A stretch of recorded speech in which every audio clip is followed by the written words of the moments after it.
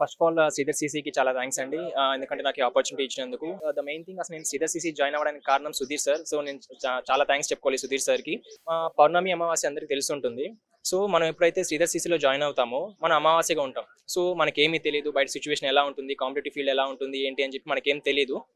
But మన హోప్స్ని, మన డిటర్మినేషన్ని, కరేజ్ని, మన సెల్ఫ్ కాన్ఫిడెన్స్ని కొంచెం కొంచెంగా పెంచుతూ శ్రీధర్ సీసీ ఒక పౌర్ణమిలాగా మారుస్తుంది అందరినీ. అండ్ ఏదైనా సాధించాలంటే అందరూ అంటున్నారు కానీ failure is the first stepping stone to success అంటున్నారు కానీ క్రిటిసిజం చాలా ఇంపార్టెంట్ అండి. ఎందుకంటే ఒకరు క్రిటిసైజ్ చేస్తేనే మీలో ఆ కసి పెరుగుతుంది, ఆ ఫైర్ వస్తుంది మీలో. సో వీళ్ళని క్రిటిసైజ్ చేశారు, వీళ్ళకి ఎలాగైనా సమాధానం చెప్పాలి అని చెప్పి. సో నాలో కూడా నా ఫ్రెండ్స్ కూడా, రూమ్మేట్స్ కూడా, నేను సాఫ్ట్వేర్లో చేశాను 2 years. సాఫ్ట్వేర్ వదిలేసి నేను దీనికి వచ్చాను. సో అప్పుడు వాళ్ళు చెప్పారు, నువ్వు ఎందుకు సాఫ్ట్వేర్ వదిలేసి వచ్చావు, నీకు రాదు జాబ్, అనవసరంగా నువ్వు ఇప్పుడు నిద్రపోతానే ఉంటావు, ఎప్పుడు చదివినట్టు కూడా మాకు కనిపించట్లేదు అది అంటారు.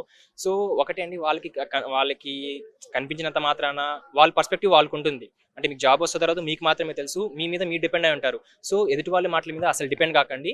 సో మీ మీద కాన్ఫిడెన్స్ పెట్టుకొని, సెల్ఫ్ కాన్ఫిడెన్స్ పెట్టుకొని ఖచ్చితంగా చదవండి. 100% you will get it. And bank exam అంత కష్టమేమీ కాదు. కరెక్ట్గా కష్టపడితే 6 monthsలో ఖచ్చితంగా మీకు వస్తుంది.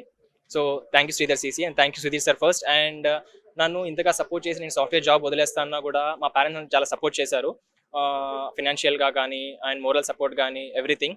అండ్ నేను ఎప్పుడు లైఫ్లో స్ట్రగుల్స్ ఫేస్ చేయలేదండి. ఎందుకంటే నా స్ట్రగుల్స్ అన్ని మా డాడీ స్ట్రగుల్స్ ఫేస్ చేస్తూ, ఆయన స్ట్రగుల్ పడుతూ నన్ను ఇంతవరకు తీసుకొచ్చారు. So thanks to my dad and my mom. Thanks అండి.